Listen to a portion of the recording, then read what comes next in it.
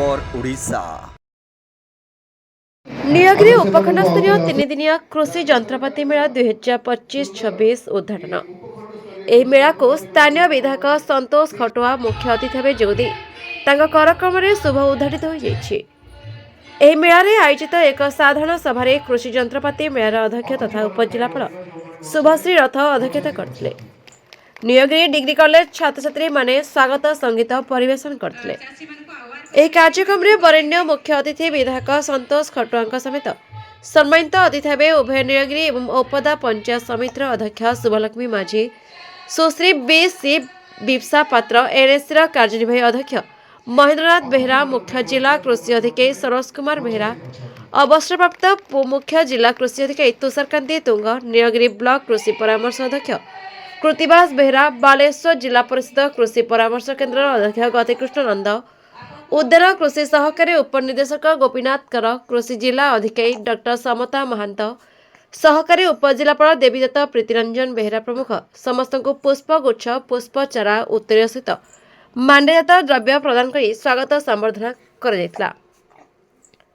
आज 3 दिनिया कृषि जंत्रपाति मेला एवं कृषि पाठशाला उद्घाटन उत्सव में कृषि जिला अधिकारी डॉक्टर समता महांत मेला आयोजन उद्देश्य एवं आभिमुख्य संपर्क में सम्यक वक्तव्य रखिथिले। ଏହି ମେଳାରେ କୃଷି ଯନ୍ତ୍ରପାତିର ପ୍ରଦର୍ଶନୀ ଏବଂ ବିକ୍ରୟ ସହିତ କୃଷି ଏବଂ ଆନୁଷଙ୍ଗିକ ବିଭାଗର ବିଭିନ୍ନ ଯୋଜନା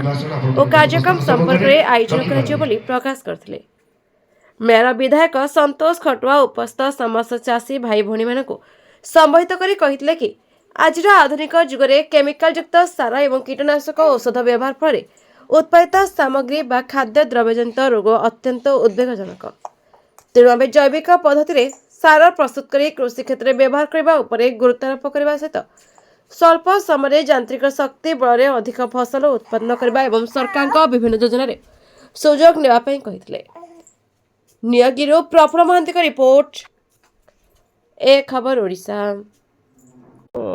आमर जो सब डिविजनल लेवल बा उपखंड स्तरीय कृषि जंत्रपाति मेला अर्थात फार्म मेकानाइजेशन अत्यंत आवश्यकता बर्तमान एथि पड़िला जे आमे अल्प समय एवं अमल को कि प्रकार भाव में सुरक्षित भाव में अल्प समय भितर करवा तार आवश्यकता पड़ला जेहेतु वर्तमान मैन पावर गोटे फैक्टर ता सहित जिते आम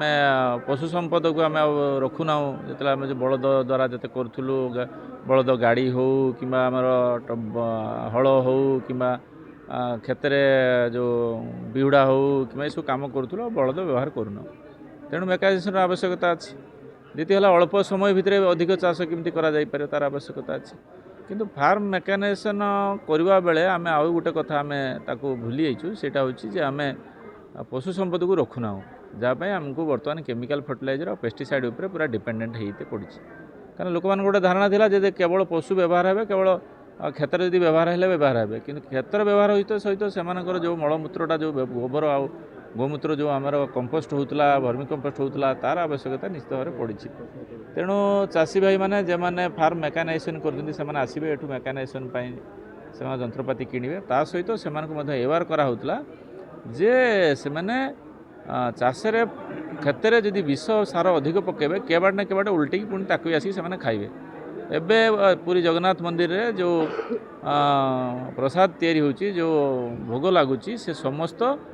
जैविक मेथड से चाउल उत्पादन करी दिया तार रेट अधिका अच्छी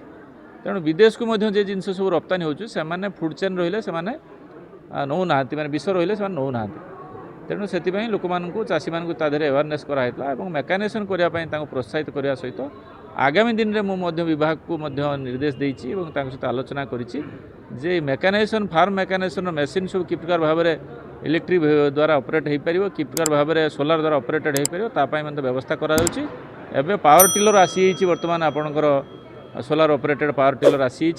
या ट्रैक्टर आ सब जिनस आसो जो इलेक्ट्रिक वेहिकल चलती ये चलो ताद्वारा कौन हम ना आम फ्यूएल कंजम्पशन कम हम और चाषी भाई मैंने अल्प सुविधा से अल्प खर्च व्यवहार कर लाइक शेयर कमेंट और सब्सक्राइब करंतु आपण माने देखुछंती ए खबर ओडिशा।